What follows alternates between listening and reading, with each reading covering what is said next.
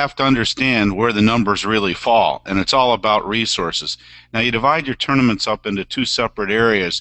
You have tournaments like the Masters, and you have tournaments, while it's not a major, some consider it the fifth major at the Players' Championship.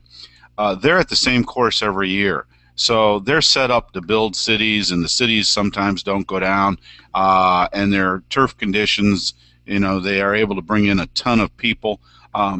Then you have the course that is hosting a tournament like Marion. It will host many tournaments, has and will in the future as well. They'll set up for this, and a month after it's over and the city's broken down, then they'll be moving on and back to normal regular play.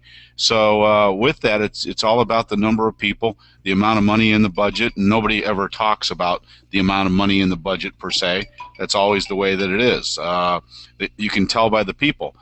Give you an idea on numbers, TPC players, TPC Sawgrass Players Championship, 70 people were on the staff. They normally don't have 70 people. They have about 35, but they had two golf courses, so they brought one group in from one golf course, the die course, over to the stadium course, and that's how they got it done. Add 70 volunteers on that, well orchestrated, well trained, and these are not people standing around leaning on a rake. These are people who know their job. You got 140 people on the property. Add to that equipment from two golf courses plus from the local distributor. It's a whole world of difference. And in essence, I'm not so sure if events of that magnitude really, they do have a budget, but the budget would be phenomenal. So I don't want to steal all of John's thunder, but that's the way that it sets up. And it, as a superintendent at a property, if you say, yeah, but that's the Open, yeah, but that's the Masters, it doesn't go very far. Sometimes you get an outside person, as I do as a writer and as a consultant, telling them what kind of resources it takes and what their dues would be, then they get it. So I'll turn it over to John.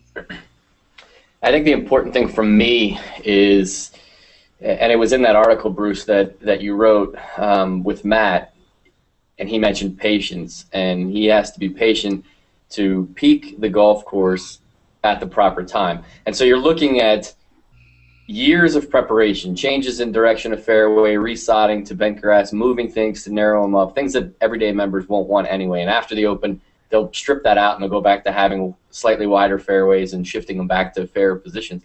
The key, though, is the preparation for the 2 to 3 years, and then the 3 weeks that they do their maintenance practice and agronomics to peak it for 1 week. And then, in watching U.S. Opens in the past and other major events, at the end of that week, sometimes the greens don't look so good, and sometimes they die. And so you're always living on the edge, and they're peaking for the best players in the world for 4 days of play.